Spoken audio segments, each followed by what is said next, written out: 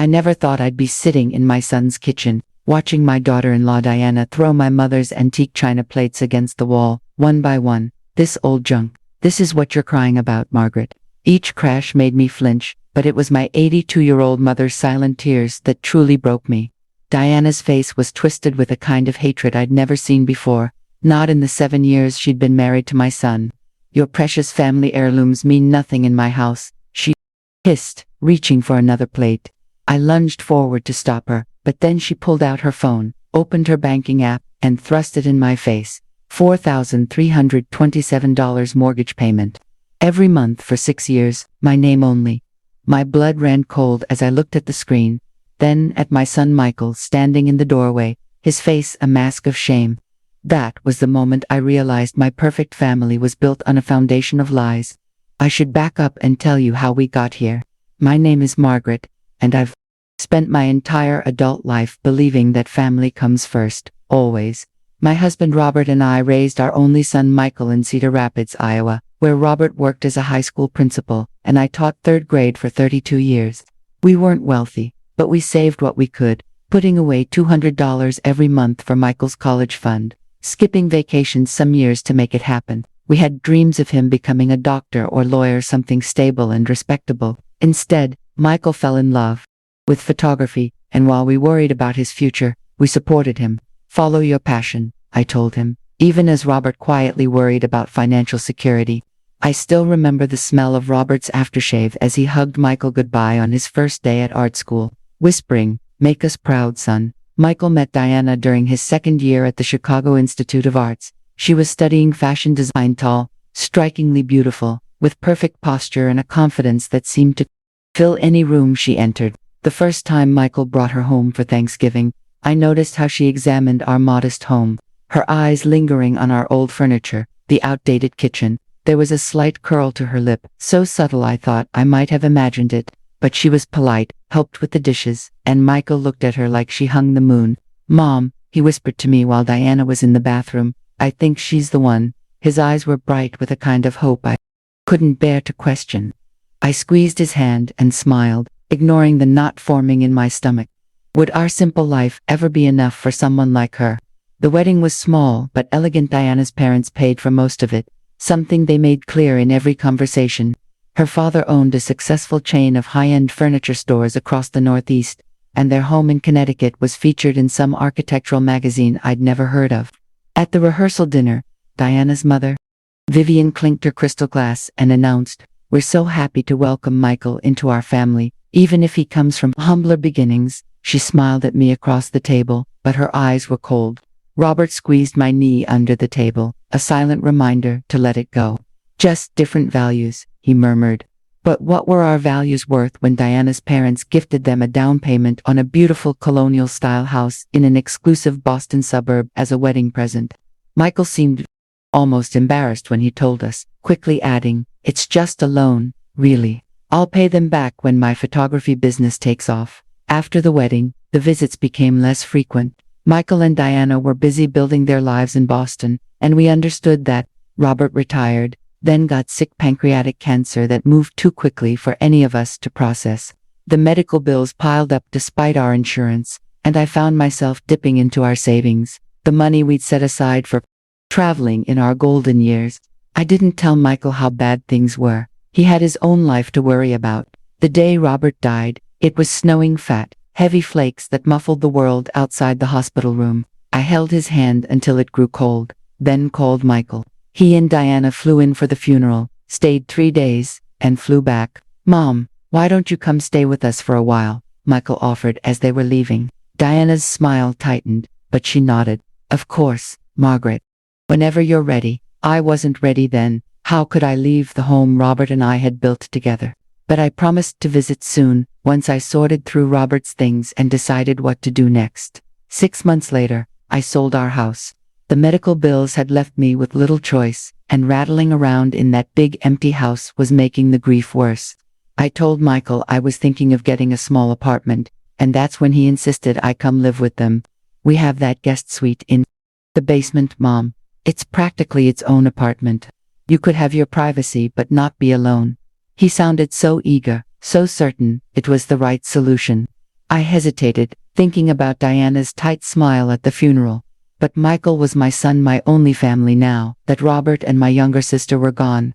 Just for a little while, I agreed. Until I figure out my next steps. I packed up what remained of our life together: photo albums, Robert's favorite books, my mother's china that had been passed down through generations, and drove to Boston with a trunk full of memories and a heart full of uncertainty. Would I be welcome in their home, truly welcome? And what would it mean to start over at 67? I arrived on a Tuesday, the air thick with early summer humidity.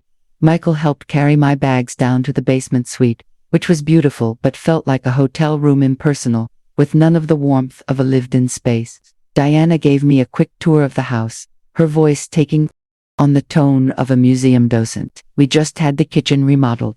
Imported Italian marble countertops, custom cabinetry. She ran her hand along the gleaming white surface, her diamond ring catching the light. Michael's studio is on the third floor, strictly off limits when he's working with clients. She said clients with emphasis, as if to remind me that my son was a professional with important work. I nodded, taking in the spotless spaces, the carefully arranged furniture that looked more for show than comfort. There were none of Michael's photographs on display. I noticed just abstract art in expensive frames. I asked about it, and Diana waved her hand dismissively. We have a very specific aesthetic we're maintaining. Michael's work is more personal. I caught a flicker of something on Michael's face, discomfort, embarrassment. But it was gone as quickly as it appeared. The first few weeks were an adjustment. I tried to stay out of their way, reading in my room or taking walks around the neighborhood. When I offered to cook dinner, Diana politely declined. We have a meal delivery service, very specific macros, but you're welcome to use the kitchen for yourself, of course. Her tone made it clear that my cooking wasn't welcome in her carefully curated home. Michael was often busy with photo shoots or editing, coming home late and exhausted. When we did have moments alone, he seemed distracted, checking his phone constantly. I started to wonder if I'd made a mistake coming here, but where else could I go? My savings were dwindling, and the thought of starting over, completely alone, terrified me. One night, I overheard them arguing in their bedroom. The words were muffled, but I heard my name, heard Diana's voice rising in frustration. How long is this arrangement supposed to last? Michael, you said a few months, tops. His response was too quiet to make out, but the tension at breakfast the next morning was thick enough to cut with a knife. Things came to a head when my mother, Evelyn, came to visit for her birthday. At 82, she was still sharp as a tack, but her mobility was limited, and she rarely traveled. Michael had always been her favorite grandchild, and she was excited to see his success firsthand. Look at this place, she exclaimed as Michael helped her up the front steps. My grandson, living like royalty. I saw Diana's jaw tighten at the word royalty, as if my mother had suggested they were playing at something, rather than earning it. The visit started pleasantly enough, with Michael taking us all out to an expensive dinner, where he insisted on paying. My mother kept touching his arm, telling stories from his childhood. Remember when you wanted to be an astronaut? You made a helmet out of a fishbowl. Diana smiled thinly, checking her watch repeatedly. Later that night, I overheard her on the phone with someone, her mother, I assumed. Two grandmothers in one house. It's like a geriatric convention. No, of course, he didn't consult me first. The words stung, but I told myself she was just venting. Families are complicated. Surely Diana would warm up to having us around. But as the days passed, Diana's patience visibly thinned. She started working from home more, her design studio apparently more flexible than I'd thought, and her presence felt like a constant evaluation of every move we made. My mother, never one to tiptoe around difficult subjects, asked Michael at breakfast about his photography business. Is it going well, dear? Paying the bills? An innocent question from a grandmother concerned about her grandson's welfare.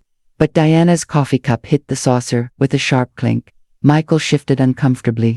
It has its ups and downs, Grandma.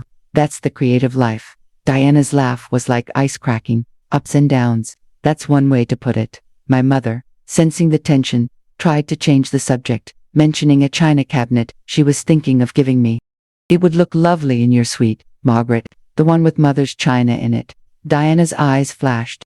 We don't need any more old furniture in this house. We have a designer coming next week to finish the basement. Actually, It was the first I'd heard of any such plans, and from Michael's expression, possibly the first he'd heard of it too.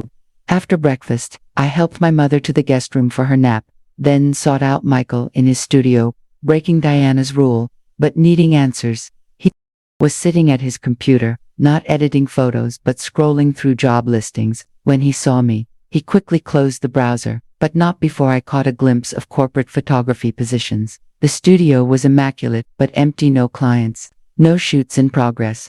Just Michael, alone with his computer and what looked like a half-finished whiskey, despite it being only 11 a.m. "What's going on, Michael?" I asked, closing the door behind me. "Is everything okay with your business? With you? And Diana?" He rubbed his face, suddenly looking so much older than his 35 years. "It's complicated, Mom. The photography, it's not really working out the way I hoped. The market's saturated, and I don't have the connections Diana's family has in the art world." He took a sip of his drink.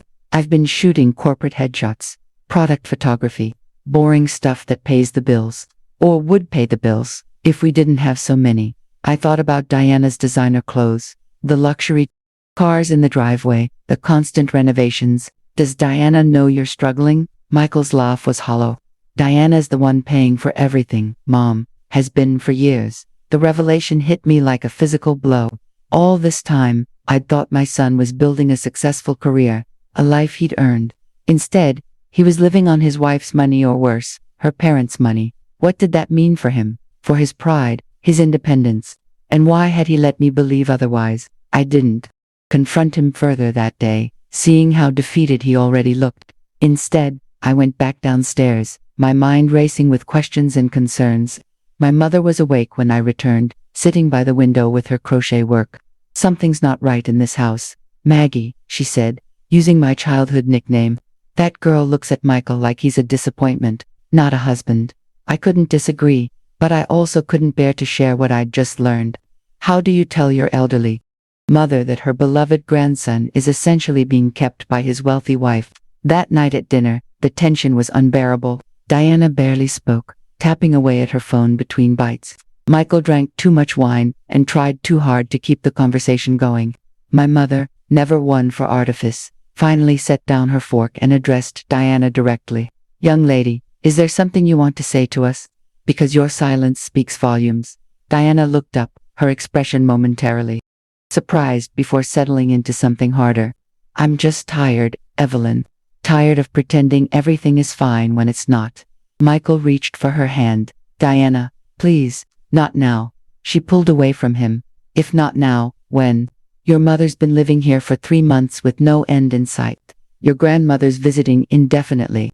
Meanwhile, my parents are asking why we're postponing having children, and I can't exactly tell them it's because we have a multi-generational household now." The words hung in the air like poison. My mother's chin lifted, her dignity intact despite the humiliation. "I believe I've overstayed my welcome. Margaret, I'd like to leave tomorrow." Diana's laugh was sharp and unexpected. "See, Michael, at least someone in your family understands boundaries." She stood up, wine glass in hand, and walked to the cabinet where my mother's china was displayed, pieces I'd brought from home that Diana had reluctantly allowed in the dining room. All this talk about family heirlooms and legacy. What legacy? A bunch of dusty plates and a son who can't support himself.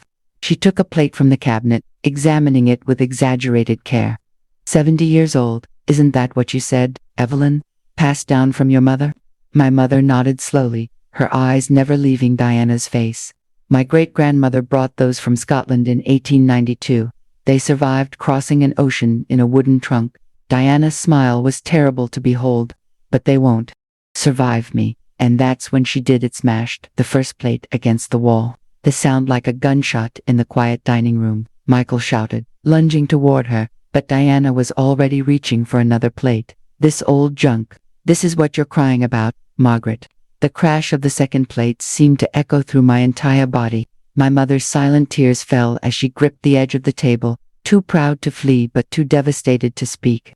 I stood frozen, unable to process what was happening. This woman, who my son loved, destroying something precious, not for any rational reason, but simply to inflict pain, to demonstrate power. I finally broke free from my shock and moved toward her, intending to physically stop her if necessary, but that's when she pulled out her phone. She tapped the screen a few times, then thrust it in my face. The banking app opened to her payment history. $4,327 mortgage payment, every month for 6 years. My name only. I stared at the screen, then at Michael, who stood in the doorway, his face a mask of shame and resignation. In that moment, I understood that the beautiful life my son had built was a facade and Diana held all the power behind it. The silence that followed was deafening. Diana set down the phone but kept another plate in her hand, a silent threat. My mother was the first to speak, her voice steady despite her tears. Money doesn't give you the right to destroy what isn't yours, young lady. Those plates survived 2 world wars, the Great Depression, and being packed and unpacked through 7 moves. They'll outlast your marriage too, I expect. Diana's face flushed with anger, but before she could respond, Michael finally found his voice. That's enough, Diana. You've made your point. His tone was resigned, defeated in a way that broke my heart. He'd always been such a confident boy, standing up to bullies in school, defending his artistic ambitions to his more practical father. Now he couldn't even meet our eyes. Diana set the plate down with exaggerated care. Have I? Because I don't think your family understands who's really in charge here. This house, the car you drive, the food you eat, it's all because of me. My career, my family's connections. She turned to me, her expression almost pitying. Did you really think Michael's little photography hobby was paying for all this? He hasn't booked a real client in over a year. The revelation hung in the air, and I looked at Michael for denial, explanation, anything but. He just stared at the floor. I want to be clear about something. I never cared if Michael was rich or successful in the conventional sense. Robert and I raised him to value honesty, kindness, and hard work, not material wealth. What devastated me wasn't learning that Diana was the breadwinner, but realizing my son had been living a lie, too ashamed or afraid to tell us the truth. And now his wife was using that financial power to humiliate not just him, but our entire family. My mother stood up slowly, her arthritis making the movement painful. I'll be packing my things now. If someone would be kind enough to call me a taxi. Her dignity in that moment was breathtaking. Diana scoffed. At this hour? To go where exactly? I found my voice, then, anger replacing shock. That's not your concern, Diana, and I'll be going with her. Michael stepped forward, panic in his eyes. Mom, Grandma, please. She didn't mean it. She's just stressed with work, with everything. But I could see in his face that this wasn't an isolated incident, this power dynamic, this cruelty. This was his marriage now. How long had it been this way? And what would happen to him when we left? But my mother was firm, and honestly, I couldn't imagine spending another night in that house.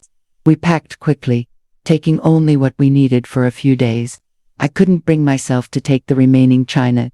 Felt like abandoning something precious, but I couldn't bear the thought of another confrontation. As we prepared to leave, Diana remained in the dining room, drinking wine and pointedly ignoring us. Michael helped carry our bags to the Uber, his movements mechanical, his eyes vacant. At the car, I gripped his arm. Come with us, I whispered.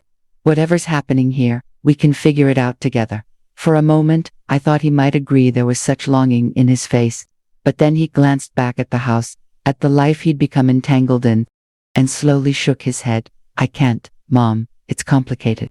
I'll call you tomorrow, I promise. He hugged us both, whispering apologies. And then we were driving away, my mother silent beside me, clutching her purse with white knuckles. I watched my son grow smaller in the rear window, standing alone in the driveway of a house that had never felt like a home. I had no idea where we were going, but I knew with absolute certainty that nothing would ever be the same again. What would you do if you saw your child trapped in a gilded cage of their own making? We checked into a modest hotel near the train station, a far cry from the luxury of Michael's home. The room had 2 twin beds with floral spreads that had seen better days, but it was clean and, more importantly, safe. My mother sat on the edge of one bed, finally allowing herself to tremble. I never thought I'd see my great-grandmother's china destroyed before my eyes, she murmured, staring at her hands. But it's not the plates. I'm worried about Maggie. It's Michael. I nodded, unable to speak past the lump in my throat. We'd left him there, in that toxic situation. What kind of mother leaves her child in danger? But Michael was a grown man, not a child I could simply scoop up and rescue. The situation was far more complicated than anything I'd dealt with as a parent before. My mother reached for my hand. Get some rest, dear. Tomorrow we'll figure out what to do next. But sleep was impossible. My mind kept replaying Diana's face as she smashed those plates, the calculated cruelty of it, and Michael's utter surrender. When morning finally came, I had dark circles under my eyes but a growing determination in my heart. This wasn't over, not by a long shot. I'll spare you the details of the next few days, the train ride back to Iowa with my mother, getting her settled in her assisted living apartment, the sleepless nights. Michael called as promised, his voice carefully neutral, asking if we'd arrived safely. When I tried to talk about what had happened, he changed the subject. It was just a bad night. Mom, Diana's been under a lot of pressure at work. She feels terrible about the plates. But I could hear the hollowness in his words, the script he was reciting. Before hanging up, he said something that chilled me. Diana thinks it's best if we take a break from visits for a while. Give everyone some space to cool off. I wanted to scream, to demand he stop making excuses for her behavior. But instead I just said, I love you, Michael, always. There was a long pause before he replied, I know, Mom, me too. Then he was gone, and I was left staring at my phone, wondering if I'd ever see my son again. In the coming weeks, his calls became less frequent, his texts briefer. It was as if he was gradually disappearing from my life, and I was powerless to stop it.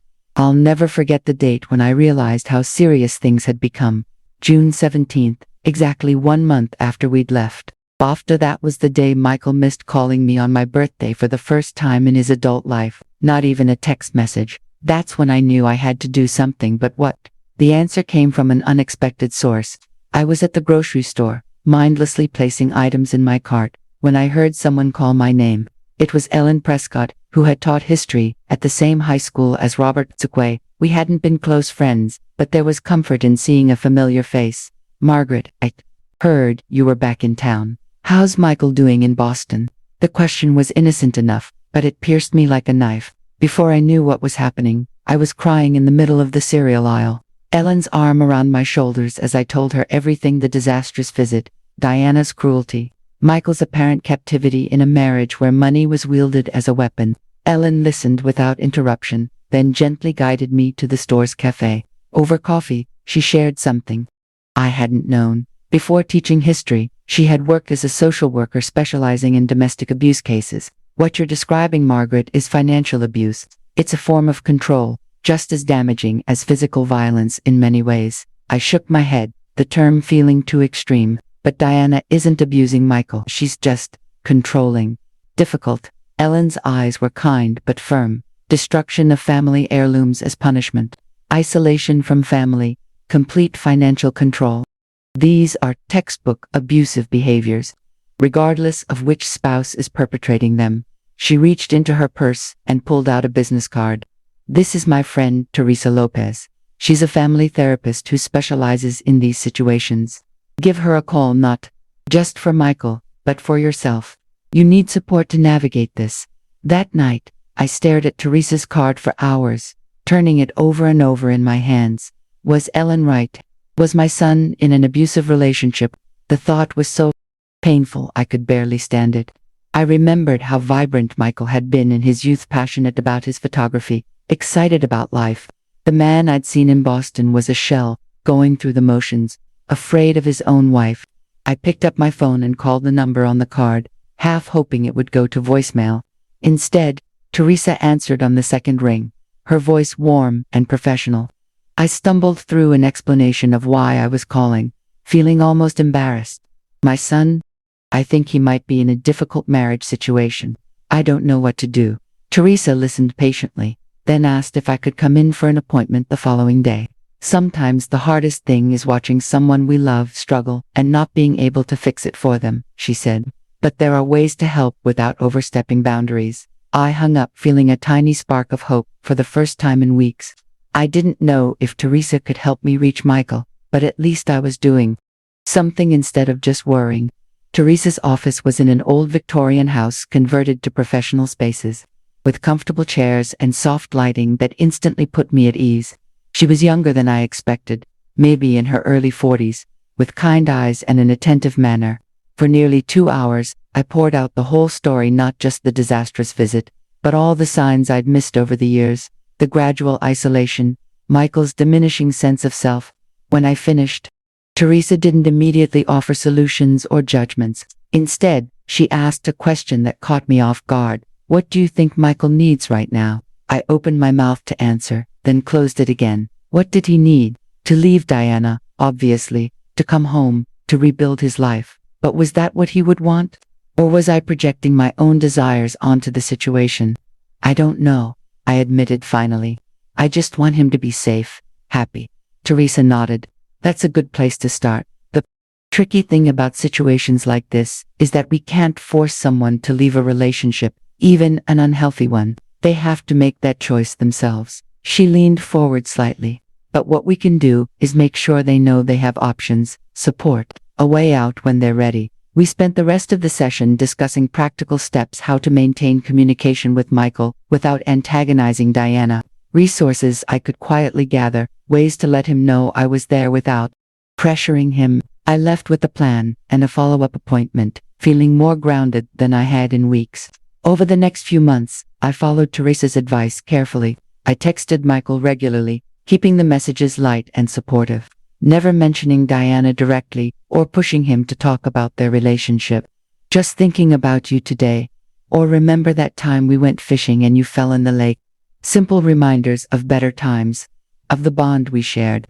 Sometimes he'd respond with equal lightness. Other times there would be silence for days.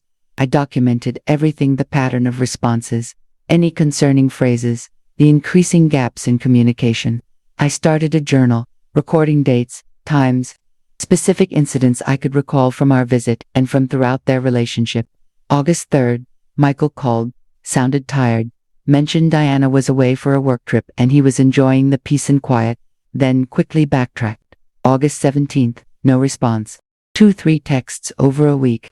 August 23rd, finally replied with a single, all good here, just busy. September 5th, called on my landline instead of my cell, spoke in whispers, said Diana had installed some kind of family tracking app on his phone to keep everyone safe. I showed these entries to Teresa, who nodded grimly. You're doing exactly right, Margaret. Building a record is important, both for yourself and potentially for Michael later. But, as the fall turned to winter, I found myself growing impatient with this passive approach. My son was suffering, and I was keeping a diary about it. Wasn't there something more direct I could do? The opportunity for action came unexpectedly in late October. Michael called on a Tuesday afternoon, his voice more animated than I'd heard in months. Mom, I might be coming to Iowa next week, just for a few days. There's a potential client, they're a manufacturing company, that needs product photography for their new catalog. Diana thinks it's a waste of time, but, he trailed off, and I could hear the unspoken truth. Diana was allowing this trip because it was for work, a chance for Michael to contribute financially. I kept my tone casual, though my heart was racing. That would be wonderful, Michael. You could stay with me, save on hotel costs. There was a pause, and I worried I'd pushed too far, but then he said, I'd like that, actually, if you're sure it's not an imposition. An imposition? My own son, worried about imposing by staying in my home. I swallowed the hurt and assured him he was always welcome. After we hung up, I called Teresa immediately, excited but also nervous. This would be my first chance to really talk with Michael away from Diana's influence. Don't overwhelm him, Teresa cautioned. He'll likely be defensive of Diana and their relationship at first. Your job is just to listen, to be a safe space, and remember, leaving is his decision to make when he's ready. I promised to be careful, but inside, I was already planning how I would convince my son to leave his marriage, to rebuild his life here in Iowa where people truly loved him. Michael arrived the following Tuesday, looking thinner than when I'd last seen him but smiling as he hugged me tightly in the airport. He had 2 meetings scheduled with the potential client, but otherwise, his time was his own. That first evening, we kept the conversation light. His flight, my new part-time job at the library, my mother's adjustment to assisted living. I made his favorite meal, pot roast with carrots and potatoes, just the way he liked them, and for a while, it felt almost normal. It wasn't until the next morning, as we sat having coffee before his meeting, that I gently approached the subject. How are things really, Michael, with you and Diana? He stiffened slightly, his cup pausing halfway to his lips. Fine. Better, actually. She's been under a lot of stress with this big fashion contract, but things are calming down now. I nodded, keeping my expression neutral.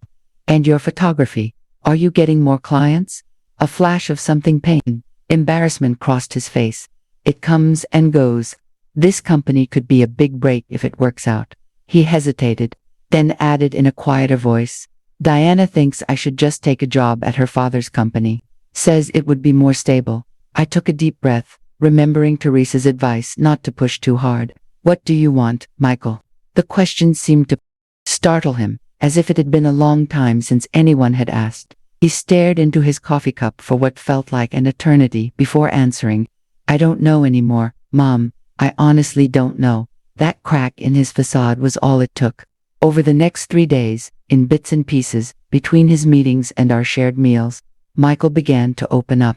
He told me how his photography business had started strong, but gradually faltered as more and more of his time was consumed by Diana's expectations, tending her work events, maintaining their social image, renovating the house to her specifications. It's like I'm an accessory in her life, not a partner, he admitted one night, the two of us sitting on the porch swing as darkness fell. But I keep thinking, if I just try harder, if I can land one big client or find a way to contribute more. I wanted to tell him it wasn't his fault, that no amount of trying harder would fix a relationship built on control and power imbalance, but I bit my tongue, letting him talk without judgment.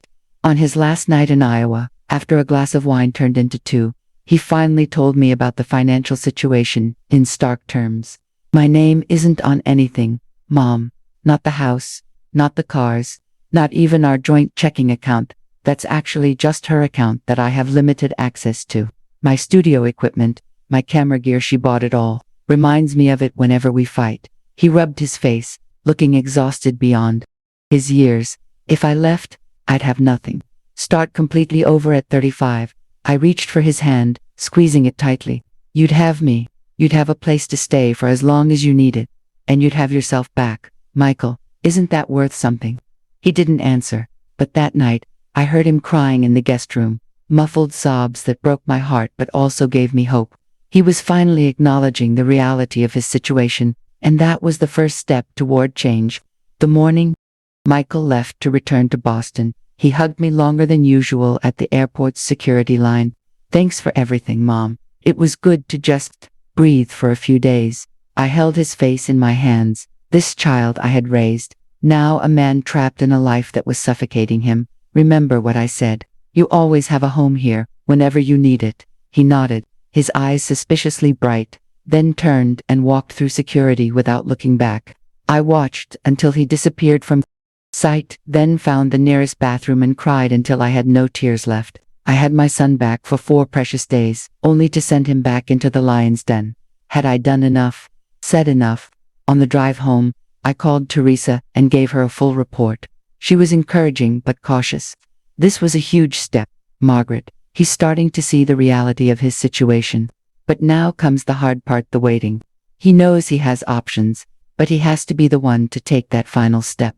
I didn't tell her that I'd done one thing she might not approve of. I'd given Michael a prepaid phone. One Diana wouldn't know about, with my number and Teresa's programmed in. Just in case, I'd told him, and he'd slipped it into his inner jacket pocket without comment. The waiting was indeed the hardest part. November turned to December, and the prepaid phone remained silent. Michael's regular texts continued their pattern, brief, superficial, sometimes with days-long gaps. I sent a care package for Christmas, cookies I'd baked, a framed photo of Michael and his father from a camping trip years ago, and a gift card to his favorite coffee shop in Boston's. Small things that couldn't be construed as threatening by Diana, but would remind him of home, of being loved without conditions. He sent a text, thanking me, with a photo of the cookies arranged on one of the surviving pieces of my mother's china message, within a message that brought tears to my eyes. January brought heavy snow and bitter cold to Iowa, and I found myself worrying constantly about Michael. Was he warm enough, eating properly, Was Diana's coldness worse than the winter outside? I continued my sessions with Teresa, who helped me manage my anxiety, focus on self-care, and prepare for any scenario, including the possibility that Michael might never leave. You can't put your life on hold indefinitely, she reminded me gently. Whatever choice Michael makes, you need to keep living your own life. She was right. Of course, but easier said than done when your child is suffering and you feel powerless to help. Everything changed on February 15th, the day after Valentine's Day. I was grading papers at my kitchen table. I'd taken on a substitute teaching position at my old elementary school. When the prepaid phone I kept charged in my bedside drawer rang, my hands shook as I answered. Mom, Michael's voice was barely above a whisper. I need help. I can't do this anymore. The words I'd been waiting to hear, dreading and hoping for, in equal measure. What happened? I asked, already moving to my bedroom, mentally cataloging what I would need to pack. Diana found out about my trip to Iowa. What I told you. She went through my email, saw my messages with that company. He took a shuddering breath. She's at a charity event tonight. I have maybe 3 hours. Can you? Is the offer still good to stay with you? The relief was so intense it made me dizzy. Of course, Michael. Always. Do you need money for a flight? There was a pause, then a broken laugh. I don't even have my own credit card. Mom, she cut off my access to our accounts this morning. My heart clenched at the humiliation in his voice, but I kept my tone practical. I'll book you on the next flight out. Just tell me what you can take with you safely. What followed was a hurried conversation about logistics, what essential documents he needed to locate, what belongings he could reasonably pack without raising suspicions. If Diana returned early, I booked him on a red-eye flight, leaving at 11:30 p.m., then called Teresa for emergency advice. You're doing exactly right, she assured me. Just get him out safely. We'll figure out the rest later. The next few hours were the longest of my life. I paced my house, checking the prepaid phone every few minutes, terrified it would ring with Michael saying he'd changed his mind, or, worse, that Diana had returned and caught him preparing to leave. When it finally buzzed, with a text at airport, boarding soon, I sat down on the floor and sobbed with relief. He was coming home. My son was coming home. I picked him up at the Cedar Rapids airport at 4:37 a.m., the terminal nearly deserted. He had a single suitcase and his camera bag, his face pale and drawn but his eyes clearer than I'd seen them in years. We didn't talk much on the drive home. There would be time for details later. I simply reached across the console and took his hand, squeezing it gently. You're safe now, I told him, and he nodded, staring out at the dark Iowa landscape as if seeing it for the first time. At home, I showed him to the guest room, now properly prepared, unlike his surprise visit in October, and he paused in the doorway. Thank you, Mom, for not giving up on me. I hugged him tightly, feeling the bones of his back through his thin sweater. Never, I whispered. I will never give up on you. He fell asleep almost immediately, while I sat in the kitchen, watching the sun rise and wondering what Diana's reaction would be when she discovered her husband was gone. We didn't have to wonder long. By noon, Michael's phone was blowing up with texts and calls from Diana. He showed me some of the messages, his hands shaking slightly. Where the hell are you? Followed by, if you think you can just leave, you're stupider than I thought, and then, most chillingly, remember who owns everything in your life, Michael, everything. I suggested he turn off the phone, but he shook his head. I need to know what she's doing, what she might try next. It was Teresa who provided the most practical next steps when we met with her the following day. Michael needed a lawyer immediately. He needed to understand his rights in the divorce that would inevitably follow. He needed to secure any personal documents Diana might try to withhold. And most importantly, he needed to document the financial abuse that had defined their marriage. Bring bank statements, emails, texts, anything that shows how she controlled your access to money, isolated you from family, undermined your career, Teresa advised. Massachusetts is an equitable distribution state, which means even though most assets are in her name, you may still be entitled to a fair share given the length of your marriage. Michael looked overwhelmed, and I didn't blame him. 7 years of his life had been invested in this relationship. Untangling it would be neither quick nor painless. The lawyer Teresa recommended, David Hoffman, specialized in high-conflict divorces, and had experience with cases involving financial abuse. His office was in Des Moines, an hour's drive away, but worth it for his expertise. At our first meeting, Michael was hesitant, clearly uncomfortable sharing the details of his marriage with a stranger. But David's straightforward, non-judgmental approach gradually put him at ease. "Unfortunately, what you're describing isn't uncommon," David said after listening to Michael's account. "Financial control is a powerful tool in abusive relationships, regardless of gender. But there's good news and bad news here." He leaned forward, hands clasped on his desk. "The bad news is that most assets being in Diana's name complicates things. The good news is that Massachusetts courts recognize financial contributions aren't the only measure of partnership in a marriage. Your support of her career, your homemaking contributions, even the damage to your own career prospects, these all count." Michael seemed skeptical. "She say I was a failed photographer who contributed nothing." David's smile was grim. "And will show how she systematically undermined your business while making you dependent on her. This won't be easy, Michael, but it's winnable. The key is documentation." Documentation became our mission over the next few weeks. Michael forwarded emails from Diana criticizing his career choices, texts showing her control over his schedule and activities, bank statements revealing how she'd limited his access to funds. We created a timeline of their relationship, noting when key patterns of control began. Through it all, Diana's messages and calls continued, cycling between rage, manipulation, and occasional moments of apparent remorse. "I miss you. The house feels empty without you." Then, hours later, "My father's lawyer says I can have you removed from our house permanently. You abandoned the marriage, not me." I worried about the toll these messages were taking on Michael, but he insisted on reading each one. "I need to remember who she really is when I start feeling guilty or second-guessing myself." One night, about a month after he'd left, he showed me a particularly telling exchange. Diana had written, "If you come home now, we can forget this ever happened. I'll even put your name on the checking account." Michael's response had been simple. "It's not about the money, Diana. It's about respect and partnership." "Don't think you know what either of those words mean." There had been no reply. The divorce filing in early April triggered a new level of hostility. Diana hired the most aggressive divorce attorney in Boston, a woman known for scorched earth tactics.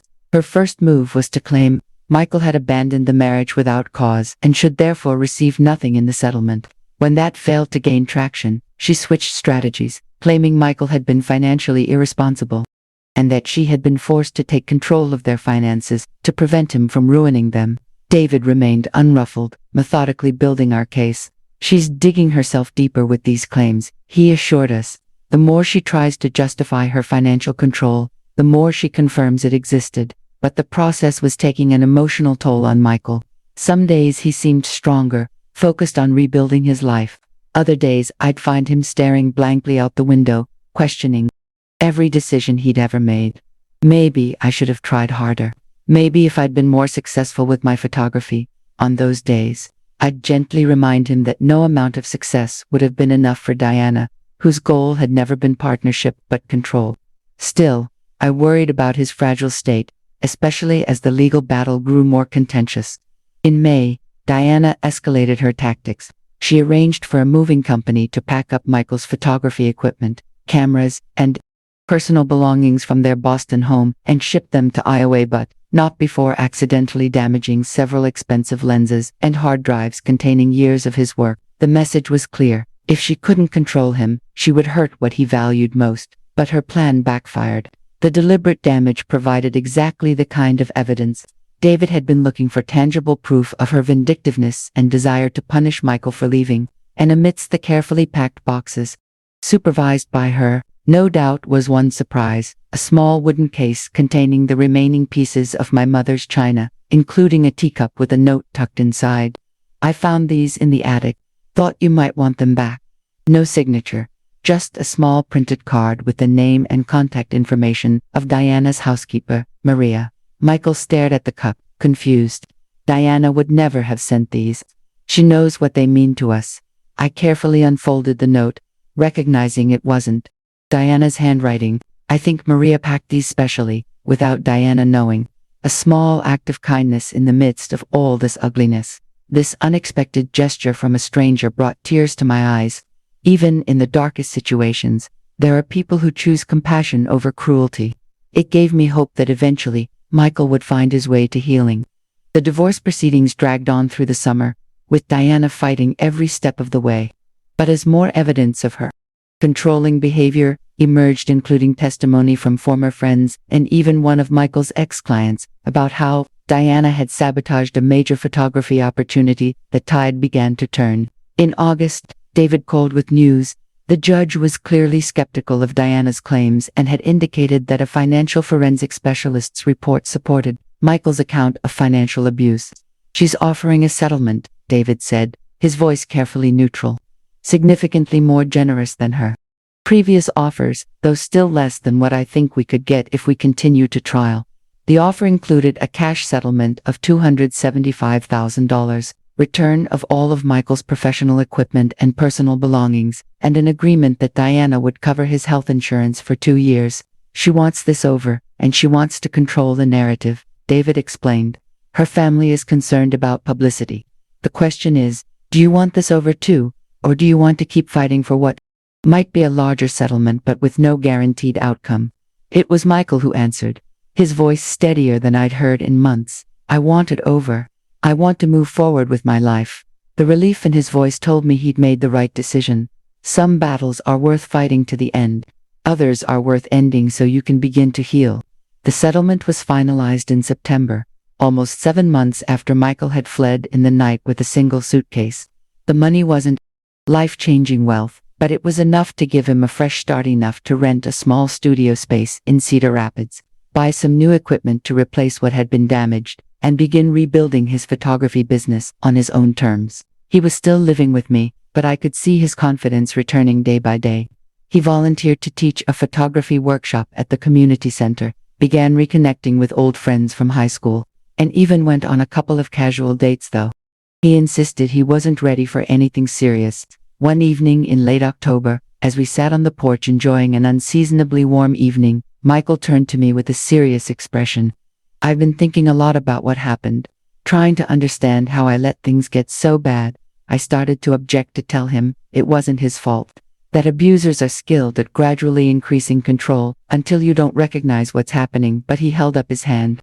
"I know what you're going to say, and I appreciate it, but I need to take some responsibility too. I was so insecure about my career, so worried about being a failure in Dad's eyes, that I was willing to trade my freedom for financial security and the appearance of success." He looked out at the darkening yard, his profile so like his father's it made my heart ache. "I won't make that mistake again. Teresa had warned me that recovery from an abusive relationship isn't linear. There are good days and bad days, steps forward and off." Michael had nightmares sometimes, waking in a cold sweat, convinced Diana was in the house. He still flinched when his phone rang with an unknown number. And there were days when doubt crept in. Was he overreacting? Had it really been that bad? On those days, I gently encouraged him to reread his journal, to remember why he'd left. But there were also moments of surprising strength and clarity. In November, Diana made one last attempt at manipulation, sending an email on what would have been their 8th anniversary. "I miss what we had," she wrote. "Maybe we could talk. See if there's anything worth saving." Michael showed me the message. Then his response: "What we had was never real, Diana. It was control disguised as love. I wish you healing and growth, but my answer is no." He didn't wait anxiously for her reply, didn't check his email compulsively to see if she'd written back. Instead, he went to his studio to work on a new photography project, a series capturing the subtle beauty of ordinary Iowa landscapes, the kind of work he'd always wanted to do but Diana had dismissed as unmarketable. That's when I knew my son was truly on the path to recovery. Today marks 1 year since Michael left his marriage and began rebuilding his life. It hasn't been easy recovery. Never is, but the transformation has been remarkable. His photography business is growing steadily, with a focus on local businesses and events rather than the high-end clients Diana had pushed him toward. He moved into his own apartment 3 months ago, a small but bright space that he's furnished with second-hand finds and pieces. He's restored himself. Most importantly, he's reclaimed his sense of self, his humor, his creativity, his kindness. Last week, he invited me to his first gallery showing at a small art space downtown. The collection, titled Reclamation, featured photographs documenting his journey from captivity to freedom, though only those who knew the story would recognize the symbolism. As I moved through the exhibit, I was struck by one image in particular, a photograph of the 5 remaining pieces of my mother's china arranged on a weathered wooden table, the morning light catching the delicate floral pattern. The caption read simply, "Some things survive." So did I. My mother, now 83 and increasingly frail, attended the opening with me, using her walker but refusing any further assistance. When she saw the photograph of her china, tears filled her eyes. "It was never about the plates," she whispered. "It was about what they represented: history, connection, continuity." Diana tried to break that connection, but she failed. She reached for Michael's hand, her papery skin against his young, strong fingers. "We survived, didn't we? All of us." As I look back on this difficult year, I'm filled with both sadness and profound gratitude. Sadness for the years my son lost, the pain he endured, the self-doubt that still occasionally plagues him, but gratitude that he found the courage to leave, that we found allies like Teresa and David, who helped us navigate the darkest times, that even strangers like Maria showed unexpected kindness when it was most needed. I'm sharing this story not for sympathy or judgment, but because I know Michael's experience isn't unique. Financial abuse happens in many relationships, across all gender lines and income levels, often hidden behind closed doors and carefully maintained facades. If you're in a relationship where money is used as a weapon, where your independence is systematically undermined, where your value is measured only in dollars and cents, please know that you deserve better. And if you suspect someone you love is in such a relationship, don't give up on them, even when they push you away. Keep the door open, keep the light on. They may need more time to see their situation clearly, to gather the strength, to leave. Michael has asked me to include this message from him. The hardest step was admitting what was happening. The second hardest was leaving with nothing. But what I've gained in return: my freedom, my self-respect. My future is worth more than anything I left behind. Now, I want to hear from you. Have you or someone you love experienced financial control in a relationship? What were the warning signs you wish you'd recognized sooner? What helped you find your way to freedom? Leave a comment below. Subscribe to this channel for more stories of survival and renewal. And if you found value in this story, please share it with someone who might need to hear it today. I'm recording this from my new little office space in Cedar Rapids, Iowa, surrounded by photographs of my journey, including one of my mother's china.